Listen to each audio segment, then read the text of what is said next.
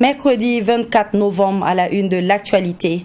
Attaque d'Inata dans le Sahel. 37 des 49 gendarmes tombés ont été inhumés hier au cimetière de Gonguin. Aucune autorité politique n'a effectué le déplacement et les familles des victimes dénoncent les conditions d'enterrement indignes de leurs proches au vu de leur sacrifice pour la défense de la patrie. 61e fête de l'indépendance à Zignaré dans la région du Plateau central. Un mouvement demande le report des festivités. La raison avancée, la situation sécuritaire de plus en plus difficile. Une marche a donc eu lieu hier afin de faire passer le message au gouverneur de la région. Coupure de la connexion Internet depuis 72 heures. Le gouvernement s'est expliqué lundi dernier dans un communiqué signé par le porte-parole du gouvernement. Cette décision crée des frustrations au sein de la population. Et des activités comme celles des acteurs des médias en ligne sont touchées. Des détails pour vous dans ce journal. Mesdames, Messieurs, bonjour et ravi d'être avec vous pour ce 13h sur votre télé interactive du Burkina. Hier, 23 novembre, soit plus d'une semaine après l'attaque d'Inata, des victimes du détachement militaire ont été conduites à leur dernière demeure au cimetière municipal de Gonguin. 37 des 49 gendarmes ont été inhumés. L'émotion était à son comble. Des parents de victimes indignées ont dénoncé les conditions d'inhumation de leurs proches. Les tombes des gendarmes sont étroites, ont-ils déclaré, en ajoutant que les conditions d'enterrement sont indignes. Reportage avec Michael Tougri. Vous les avez décorés, certes. Merci pour vous. Si vous ne pouvez pas les... Il a fallu plusieurs heures de tractation pour aboutir enfin à un compromis, celui d'accepter de voir inhumer les 37 gendarmes tombés dans l'attaque de Inata. Les proches des victimes ont refusé de voir leurs parents enterrés dans cet homme. Ils reprochent aux autorités des conditions d'inhumation jugées indignes pour ces gendarmes qui se sont battus pour la patrie. Des tombes qu'ils qualifient d'exigus. Il y a un minimum de respect pour les gens. Il y a un minimum de respect. Ça, c'est un enterrement. Filmer la tombe, ça, c'est une tombe. Quand même, un peu de respect pour les peuples. Là. Un peu de respect. On refuse. De toute façon, aujourd'hui, qu'ils viennent, on va leur dire les quatre vérités. Ce sont les gens qui sont morts dignement pour la patrie. On ne peut pas venir les jeter comme ça dans un trou de rats. Quand même, il y a une considération. Quand même, on leur demande des solutions ici. Pourquoi ils ne disent pas? Des négociations sont engagées, mais les protestataires campent sur leur position. Le lieutenant de gendarmerie tente de convaincre la foule très remontée. Et le ton finit par monter entre les manifestants et le lieutenant. Il faut libérer. Libérer. J'ai dit, l'armée ne peut pas décider d'enterrer, de mal enterrer des gens qui ont vaillamment défendu le pays. Ce n'est pas le cas. Même pour des mesures d'hygiène, personne ne va décider de mal enterrer les gens. On explique enfin. Il n'y a aucun problème ici. Finalement, un terrain d'entente est trouvé et les véhicules transportant les dépouilles arrivent au cimetière municipal de Gonguin aux alentours de 13h30. Les 37 gendarmes tombés sont enterrés par leurs frères d'armes avec le soutien de la population fortement mobilisée pour ce rendez-vous du dernier au revoir. Les visages des uns et des autres traduisent toute la tristesse des familles endeuillées, mais aussi des interrogations sur le drame de Inata pouvaient aussi se lire sur les visages. Et certains finissent en larmes parce qu'ils ne reverront plus jamais leurs proches. Aujourd'hui, c'est une occasion qu'on vient pour accompagner nos défunts et donner les prières. Voilà, que Dieu vraiment les accepte. Voilà, et dans son royaume, comme on le dit, il apaise voilà, le cœur voilà, des vraiment familles.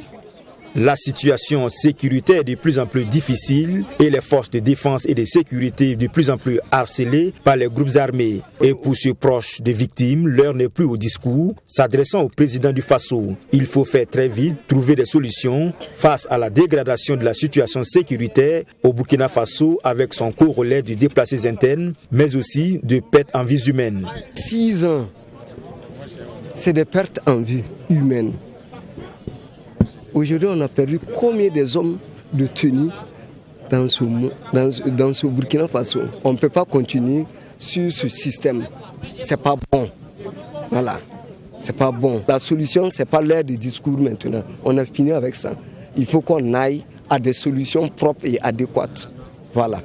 L'attaque terroriste du détachement militaire de Inata a fait, selon le communiqué du gouvernement, 49 gendarmes tués le 14 novembre dernier. Il faut le rappeler qu'à cette cérémonie d'inhumation, aucune autorité politique n'a effectué le déplacement du cimetière municipal de Gounguin. Et puis face à cette situation sécuritaire marquée par le terrorisme qui continue d'endeuiller le Burkina Faso, un mouvement spontané est né dans la région du plateau central. Ce mouvement dénommé Id Tengananda, ou pour notre patrie en français, a organisé une marche ce matin pour demander le report des festivités du 11 décembre prévues dans la ville de Zignaré. Abdoul Rahim Nienye avec la voix de Sanata Seri. Forte mobilisation ce mardi à Zignaré, ville hôte des festivités du 11 décembre 2021. Alors que tout est mis en œuvre pour que la fête soit belle, les populations, elles, exigent le report de la commémoration en raison de la situation sécuritaire difficile du pays. Elles ont répondu favorablement à l'appel du mouvement Itengananda pour exprimer leur doléance. Quand bien même le gouvernement a décidé de commémorer dans la sobriété, les leaders du mouvement spontané Itengananda jugent inopportune cette célébration et souhaitent son report à une date ultérieure. Aujourd'hui au Burkina Faso, la paix ne règne plus. Aujourd'hui au Burkina Faso, les citoyens vivent dans une psychose totale. Et je pense qu'en ces périodes de deuil national, en ces périodes de bilan macabre quotidien, à travers les différentes régions du pays, l'heure n'est plus à la fête. L'heure n'est plus à la bamboulade. Le plus important pour un gouvernement responsable, c'était de dire tout simplement que la fête a été reportée. Sobriété ou pas, une fête reste une fête. Vous ne pourrez empêcher les uns et les autres d'être dans la dynamique de la réjouissance. Et en tant qu'homme intègre, en tant que Burkinabé, portant des valeurs sociales, portant des valeurs d'humanité, personne ne peut se satisfaire de ce qui se passe, personne ne peut s'épanouir dans ce qui se passe, et que fêter une fête dans une sobriété, pour nous, ça n'a aucun sens. Le mouvement a par ailleurs invité le président du Faso à trouver des solutions rapides aux attaques terroristes perpétrées contre les forces de défense et de sécurité et les populations. Pour lui, cette marche vient également en soutien à l'ensemble des régions touchées par l'insécurité. Nous sommes tous des Burkinabés, il n'y a pas de raison que des régions soient en lutte et qu'au plateau central, on se plaise dans notre confort. Ce n'est pas possible. Il y a urgence que nos autorités orientent les énergies et leurs forces, l'intégralité de leurs forces, vers la sécurisation du territoire national, vers la sécurisation des populations burkinabées et apporter des réponses urgentes aux préoccupations sociales et économiques des Burkinabés. Cette marche a eu pour itinéraire la place du Haut Commissariat au gouvernorat, où les manifestants ont remis leur doléance à la première responsable de la région. La gouverneure de la région du plateau central, par ailleurs présidente du comité national d'organisation du 11 décembre 2021, a reçu les manifestants et promet de transmettre leur message acquis de droit. Les protestataires menacent à dépasser à la vitesse supérieure si toutefois leurs préoccupations ne sont pas prises en compte.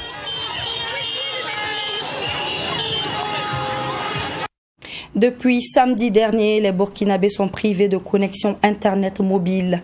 Une décision du gouvernement que l'on a apprise ce lundi 22 novembre dans un communiqué signé par le ministre de la Communication.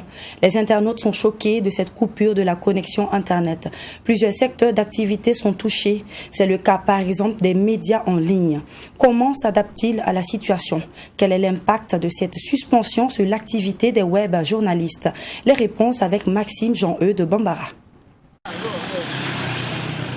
À Ouagadougou, comme partout ailleurs, sur l'ensemble du territoire national, c'est avec désarroi que les populations ont constaté depuis la nuit du samedi 20 novembre une interruption de la connexion Internet mobile. Pour les secteurs d'activité dépendants de l'Internet comme les médias en ligne, la situation est d'autant plus inquiétante qu'elle porte un coup dur aux activités. Selon le rédacteur en chef du journal en ligne Wakatsira, cette suspension vient comme un coup de marteau sur la tête. On tente de s'adapter, mais j'avoue que c'est un peu difficile. Ça réduit un peu la mobilité des journalistes ici à Ouakat Sera, vu que s'il y avait la connexion mobile, on a la possibilité de rester sur le terrain, de faire les articles et de les diffuser pour nos lecteurs. En plus de réduire la mobilité des web journalistes et surtout leur proactivité, l'impact de la suspension de l'Internet mobile est également perceptible au niveau des statistiques. Faute de connexion, le nombre d'utilisateurs ou de visiteurs sur le site web a connu une baisse considérable, selon Bourema Dambélé. Si on regarde les statistiques au niveau de Ouakat Sera, c'est au minimum 30 000 vues par jour, mais présentement ça oscille entre 8 000 et 10 000, pratiquement le tiers. Sur l'ensemble des utilisateurs, des visiteurs de Ouakat Sera, on a environ 80% qui utilisent un téléphone mobile pour se connecter sur le site, soit plus d'1 700 000 personnes qui utilisent un téléphone portable pour se connecter. Donc c'est dire que de par la décision d'un gouvernement, c'est environ 1 700 000 de nos lecteurs qui sont privés d'informations actuellement. À Burkina 24, la réalité est la même. Depuis 72 heures, il a fallu réadapter le mode de travail à la nouvelle donne. Selon Basile Sama, web journaliste dans ce média, cette suspension brusque et inattendue de la connexion vient comme un sabotage de leurs efforts quotidiens dans la recherche, la collecte et le traitement de l'information. Les scoops, c'est pour les radios et puis les télés maintenant. Voilà. De toute façon, les web médias sont plus pour ceux qui sont connectés, et comme il n'y a pas de connexion aussi, bon. C'est vrai qu'il y a quelques-uns qui arrivent à lire, mais on sent c'est pas comme avant. Les gens ne se bousculent plus sur les sites pour lire. Tu mets ton article, tu attends, ça partage peu, ça like moins. Franchement, c'est pas agréable. Du côté des populations, notamment de la jeunesse, pour la plupart passionnés des technologies de l'information et de la communication, et surtout abonnés des réseaux sociaux, cette situation crée un mal-être. Rien, on ne peut rien faire avec le téléphone. Sauf les appels seulement. Juste les appels seulement, on ne peut rien faire. Celui qui a iPhone 12 et celui qui a au moins B310, vous êtes ensemble quoi. Depuis samedi, c'est finalement ce lundi 22 novembre que les Burkinabés ont été situés sur les raisons de cette suspension dans un communiqué du ministère de la Communication et des Relations avec le Parlement. Communiqué dans lequel le gouvernement indique avoir suspendu l'Internet mobile pour 96 heures à compter du samedi 20 novembre pour des impératifs de défense nationale et de sécurité publique. Cette suspension intervient dans un contexte où les voix se faisaient de plus en plus vives pour réclamer la démission du président Roch-Marc Christian Kaboré. Elle intervient également dans un contexte où un convoi militaire de l'armée française en partance pour le Niger faisait face à une farouche opposition des populations du Kaya dans la région du Centre-Nord. Le Comité national des agents de santé à titre privé a tenu une conférence de presse ce matin pour dénoncer les recrutements sur mesure de l'État burkinabé. En effet, ces agents disent ne pas être concernés par les recrutements sur cette mesure en raison du diplôme exigé. Ils demandent à l'État d'autres alternatives pour les agents de santé formés à titre privé. Les explications avec Sanata Serré. Selon le communiqué relatif au recrutement des agents de santé sur mesure nouvelle, il n'y aura plus de recrutement sur concours direct et sur mesure nouvelle des agents de santé formés à titre privé sur la base du niveau terminal et 3e. Pour avoir désormais accès au concours direct et tests d'intégration, la nouvelle réglementation exige à ce que les agents de santé formés à titre privé aient un diplôme acquis avec le niveau bac et BEPC. Aussi, ces derniers doivent faire une formation supplémentaire de 9 mois pour pouvoir postuler aux différents concours. Toute chose qui indigne le Comité national des agents de santé à titre privé. C'est qu'il y a, l'État exige maintenant que les diplômes que nous devrons avoir pour pouvoir déposer le test d'intégration, que ce soit le diplôme d'infirmier, voilà, ou le diplôme sage-femme, ou bien agent de santé communautaire. Et voilà. Alors que hier, c'était vous qui avez négocié à ce qu'on vous permet de former les gens avec le niveau terminal. Et aujourd'hui, vous vous levez que subitement, vous ne voulez plus ce diplôme. que vous ne voulez plus reconnaître ce diplôme. Alors que les gens ont balayé leur famille pour aller se faire former. Les conférenciers demandent donc au gouvernement de reconnaître leur diplôme et de trouver de nouvelles alternatives pour les agents de santé du privé déjà formés afin d'éviter leur maintien au chômage. Quant à la formation supplémentaire, le Comité national des agents de santé à titre privé demande qu'elle se fasse sur la base des diplômes qu'ils ont. Nous, on demande, on se met en genoux, on met coude à terre, on demande au gouvernement et à sa tête, le président Roch Kaboré, à travers nous, de ne pas voir notre physique seulement, à travers nous, de voir qu'il y a des vieilles personnes, des vieux qui ont cultivé. Franchement, vous ne savez pas c'est quel calvaire nos parents ont fait pour pouvoir payer nos scolarités. Nous demandons à ce que l'État puisse vraiment continuer à nous recruter. C'est ce que nous, on demande le plus. Continuer à nous recruter jusqu'à ce qu'on finisse. Vous savez que le système de santé au Burkina Faso aussi, a tant besoin des agents de santé. Il n'y a pas dans cette formation sanitaire, vous allez rentrer sans voir des bénévolats. Il y a des centres de santé, surtout dans les CSPS, si le major ou bien la sage-femme décide de partir en congé, le service va rester sans fonctionner parce qu'il n'y a pas de suppléants. Ce sont environ 16 000 agents formés à titre privé qui ne sont pas pris en compte par le recrutement des agents de santé sur mesure nouvelle de l'État. Et ces agents sont composés entre autres d'infirmiers diplômés d'État, de sages-femmes et maïoticiens d'État et d'agents itinérants de santé. Les intéressés disent avoir entamé des démarches auprès des autorités, mais sans succès. Gestion des espaces frontaliers en Afrique de l'Ouest. Des représentants de 16 pays d'Afrique sont réunis à Ouagadougou depuis hier matin. Ils tiennent un atelier de revue conjointe et de planification annuelle de la mise en œuvre du programme Frontières de l'Union africaine. À cette rencontre, ils dresseront le bilan des activités de la plateforme d'échange et de coordination sur la gestion des espaces frontaliers en Afrique de l'Ouest. L'atelier se tient sur 3 jours et va permettre de trouver de nouvelles initiatives pour renforcer la coopération transfrontalière en Afrique de l'Ouest. Ami Valiant et Cheikh Omar Ouedraogo. Les frontières et les espaces frontaliers de plusieurs pays sont de nos jours confrontés à plusieurs difficultés, au nom desquelles la criminalité transfrontalière, la montée de la radicalisation, de l'extrémisme violent et du terrorisme et la recrudescence des trafics divers. Cette situation a amené les États de la sous-région ouest-africaine à adopter en 2002 certaines mesures en vue d'une gestion concertée et coordonnée des frontières et des espaces frontaliers. Et cette rencontre a pour objectif de procéder à la revue des planifications bilatérales en matière de gestion des frontières en Afrique de l'Ouest et d'impulser un nouveau dynamisme. Pour le ministre de l'administration territoriale, les attentes sont énormes. Nous avons une stratégie nationale en ce qui concerne donc le développement des frontières et la coopération transfrontalière.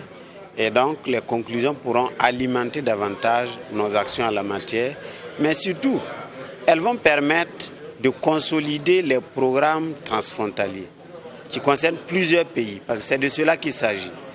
Et donc, ça permettra de mieux affiner les outils et de faire de meilleurs résultats au vu de l'évaluation qui sera faite du travail déjà abattu depuis ces 2 dernières décennies. La mise en œuvre de ce programme a bénéficié du soutien de la République fédérale d'Allemagne à travers la GIZ. Cet accompagnement est, selon son ambassadeur, un geste qui a débuté depuis plusieurs années. Et je peux vous dire que cette coopération, comme le disait déjà Monsieur le ministre d'État, est devenue plus importante que jamais. Plus important que jamais parce que ce n'est pas seulement le défi économique et social, mais aussi le défi sécuritaire qui demande une coopération beaucoup plus étroite qu'avant. Les frontières sont des lieux qui ne peuvent pas séparer les gens, qui ne doivent pas séparer les peuples, mais qui sont là pour unifier, pour mettre les gens plus ensemble. Cette rencontre qui s'est ouverte ce 23 novembre prendra fin le 26 novembre prochain avec la présentation des résultats atteints dans le cadre de la mise en œuvre du programme Frontières de l'Union africaine. La Coalition nationale pour l'éducation pour tous poursuit son plaidoyer pour la prise en compte des besoins spécifiques des enfants vivant avec un handicap. Lundi dernier, la coalition, en collaboration avec l'ONG Humanité et Inclusion, a tenu une rencontre de formation sur l'éducation inclusive au profit des leaders coutumiers et religieux. Cette rencontre vise d'un côté à renforcer les capacités de ces leaders sur la question de l'éducation pour tous, mais d'un autre côté, c'est leur adhésion à la lutte qui est recherchée. Maxime Jean-Eudes Bambara. Face aux autorités coutumières et religieuses, la Coalition nationale pour l'éducation pour tous plaide pour une réelle prise en compte des enfants vivant avec un handicap dans le système éducatif. Il est question à travers cette formation de renforcer les capacités de ces leaders coutumiers et religieux et surtout de les mobiliser pour la promotion de l'éducation inclusive. Nous avons passé en revue l'ensemble des politiques éducatives développées ainsi que les stratégies effectivement qui prennent en compte la question de l'éducation inclusive. L'éducation inclusive, c'est l'éducation qui ne laisse personne de côté. Vous imaginez, de 2000 à 2015, on a mis l'accent vraiment sur l'éducation pour tous, mais au bilan, on s'est rendu compte qu'aucun objectif n'a pris sérieusement en compte la question de l'éducation des enfants handicapés. Selon le coordonnateur de la Coalition nationale pour l'éducation pour tous, la volonté de prise en compte de l'éducation inclusive est certes consacrée par les textes, mais sur le terrain, le budget alloué à l'éducation inclusive ne permet pas la mise en œuvre des actions planifiées dans les documents. Sur 500 milliards de francs CFA, vous avez pour l'année 2021 138 millions. Et le nombre d'enfants handicapés sur l'ensemble du territoire, on en a plus de 60 000. Alors, 120 millions, 138 millions, ça ne sert pas à grand-chose. À l'issue de cette formation, les participants ont pris l'engagement de s'impliquer dans la promotion de l'éducation inclusive et les droits des personnes vivant avec un handicap. Je pense que ce que nous on a reçu ici, moi personnellement, je prends l'engagement. D'abord, quand j'arriverai, je vais tout dire au roi et voir comment nous allons aider effectivement dans le suivi de ce projet. Parce que dire dans le suivi, c'est parce qu'on va travailler à ce qu'il n'y ait pas des gens, des enfants ou même des gens qui sont laissés à eux-mêmes. Non.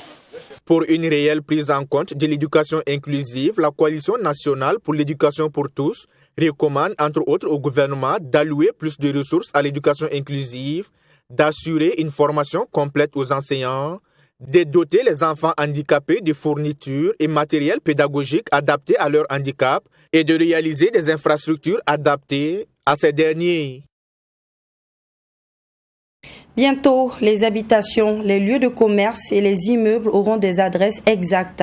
Le maire de la ville de Ouagadougou, les ministres en charge de l'économie numérique et de l'habitat, accompagnés du chef de la délégation de l'Union européenne au Burkina Faso, ont procédé au lancement de la campagne d'adressage urbain. Ouagadougou et Bobo-Dioulasso sont les villes concernées. Le maire de Ouagadougou précise que les zones non loties ne bénéficient pas de cette opération. Reportage avec Mami Kamabou. Dans les grandes villes comme Ouagadougou et Bobo-Dioulasso, il est difficile d'avoir une adresse exacte pour les livraisons à domicile. Les populations se réfèrent généralement aux stations d'essence, les alimentations ou encore les maquis. C'est donc dans le souci de faciliter le repérage des entreprises et la circulation des usagers que la commune de Ouagadougou, en collaboration avec le ministère en charge de l'économie numérique, a procédé au lancement de ce projet dénommé Opération d'adressage urbain. Cette opération consiste à identifier toutes les rues de ces deux grandes villes à travers un nom ou un numéro. Elle vise aussi à apporter une amélioration qualitative au fonctionnement de la géolocalisation. Aujourd'hui, avec le lancement de cette campagne, ça va accélérer la réalisation de cette importante activité et donc nous faciliter l'implémentation du commerce en ligne et faciliter surtout le travail de la poste dans notre pays. Donc cela est à saluer et rapidement, il faut que nous arrivions à trouver les ressources pour étendre aux autres grandes villes de notre pays. Le nom est indiqué à l'angle des rues sur des plaques fixées au mur et sur des poteaux à l'entrée des concessions, immeubles ou encore les lieux de travail. Vous savez que la ville de Ouagadougou aujourd'hui compte 12 arrondissements. Les dernières numérotations que nous avons faites, c'est quand la ville avait 5 arrondissements. Avec l'expansion de la ville et l'accroissement de la population, il nous faut trouver un nouveau système pour s'adapter. Donc, je vais demander aux populations de faciliter les jeunes qui vont se présenter à eux pour mettre l'adressage à leur porte. Il faut le dire également, cet adressage est complètement gratuit. C'est-à-dire on ne demande pas un paiement pour pouvoir avoir un numéro. Si on passe devant votre porte, on met le numéro il est gratuit. Des équipes seront déployées dans les semaines à venir sur les 16 394 rues pour accueillir les informations de base. Ces informations vont permettre d'adresser les habitations, les commerces et les lieux publics. Et selon le maire de la ville de Ouagadougou, les zones non loties ne bénéficient pas d'adressage urbain. Elles seront par ailleurs prises en compte dans le cadre de la politique de restructuration. Cette opération bénéficie du soutien de l'Union européenne. La sécurité doit être un préalable à la réconciliation nationale. C'est la position du colonel à la retraite Lona Charles Ouattara. Un point de vue qu'il a expliqué dans son nouvel ouvrage intitulé « Réconciliation nationale en trompe-l'œil au Burkina Faso ». Dans son ouvrage, l'ancien député à l'Assemblée nationale propose des solutions pour une réussite au processus de la réconciliation nationale. Béranger Zambelogo avec la voix de Alice Ouedraogo. La réconciliation nationale en trompe-l'œil au Burkina Faso. C'est le titre du nouvel ouvrage du colonel à la retraite, Lona Charles Ouattara. Un livre de 186 pages est composé de 6 chapitres qui traitent la sécurité comme un préalable sur la question de la réconciliation nationale. Selon lui, son œuvre se veut une réponse de l'œuvre de Loukman Sawadgo intitulée « Se réconcilier ou périr ». C'est-à-dire le livre de Loukman Sawadgo, qui démontre à sa manière le pourquoi il y a une urgence, il y a une priorité même à ce que la nation se réconcilie. Bon, en lisant ce livre, j'ai trouvé là-dedans les domaines dans lesquels il est allé puiser ses argumentaires, tels dans l'armée, la désorganisation de l'armée et tout ça. J'ai trouvé que désorganisation n'a rien à voir avec la population. C'est un sujet d'ordre administratif, réglementaire, que l'autorité de l'État doit trancher. Ensuite, c'est la même chose pour la justice. On dit que la justice ne fonctionne pas. Justice ne fonctionne pas, ce n'est pas la population qui va se réunir à Ouagadougou pour faire en sorte que la justice fonctionne. Ce n'est pas possible. Dans cette œuvre, l'officier supérieur de l'armée à la retraite, Lona Charles Ouattara, prône une réconciliation basée sur les modèles rwandais et sud-africains.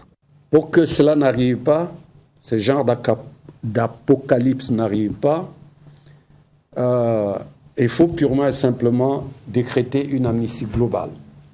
C'est-à-dire blanchir les assassins d'hier. C'est-à-dire prôner qu'on amnistie globalement les gens qui ont posé des actes ultra graves. Donc, je ne suis pas d'accord avec cette façon de voir les choses. Et j'estime que l'urgence qu'il rappelle ne peut pas être l'urgence du moment. Lona Charles Ouattara, ancien député à l'Assemblée nationale, est à sa 4e œuvre littéraire, Les dessous de la révolution burkinabé, La mélancolie de la victoire, Mon engagement, La troisième guerre du Burkina Faso 2015-2020, Les conditions de la victoire parues respectivement en 2017, 2019 et 2020 portent également sa signature. Sport dans ce journal, 5e édition de la Super Coupe du maire de la commune de Ouagadougou. La compétition a été lancée ce dimanche 21 novembre 2021. Comme dans les années antérieures, plusieurs disciplines telles que le football, le basketball, le handball et le volleyball sont au rendez-vous. Le thème retenu pour cette édition est sport et vivre ensemble dans un contexte de résilience.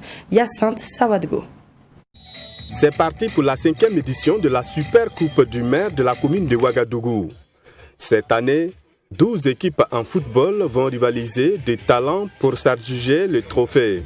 Et ce match de lancement du tournoi a mis aux prises l'équipe de l'arrondissement 12 à celle de l'arrondissement 2. Malgré la qualité du jeu produit, les deux formations ont partagé la poire en deux avec le score de 2 buts partout. Pour le premier adjoint au maire de la commune de Ouagadougou, la Super Coupe du maire en 5 ans d'existence s'est imposée comme l'une des grandes activités sportives de la commune. Vous savez, aujourd'hui, on le dit partout, le sport est facteur de cohésion sociale.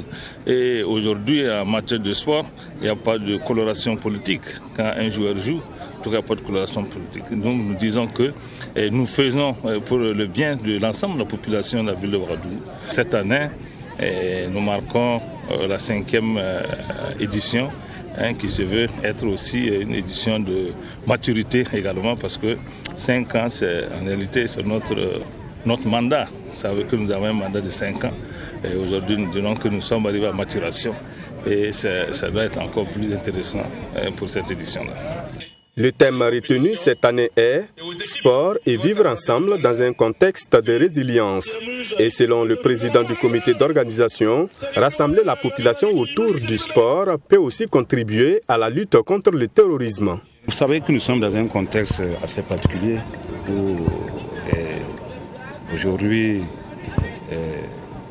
vous êtes sans ignorer que face à la situation des crises sécuritaires, nous devons en tout cas rester soudés pour ne pas sombrer en tout cas carrément dans une certaine situation de résignation. C'est pourquoi nous pensons véritablement que le sport, facteur de rapprochement entre les peuples, de vivre ensemble dans un contexte de résilience qui prend tout en compte, nous pensons qu'en réunissant en tout cas l'ensemble de nos citoyens et concitoyens pour faire passer le message et en même temps apporter un message de soutien aux forces de défense de la sécurité pour dire que nous sommes véritablement avec eux. Rappelons que 8 équipes en basketball, volleyball et handball sont en course pour les sacres cette année. En football, 12 équipes championnes de moins de 17 ans des 12 arrondissements vont tenter de se hisser sur la plus haute marche du podium. Les finales du volleyball, basketball et handball sont prévues pour le 12 décembre prochain. Quant à la compétition du football, elle connaîtra son apothéose le 19 décembre prochain. Fin de ce journal, je vous laisse avec ce beau proverbe africain qui dit « L'erreur ne peut annuler la valeur de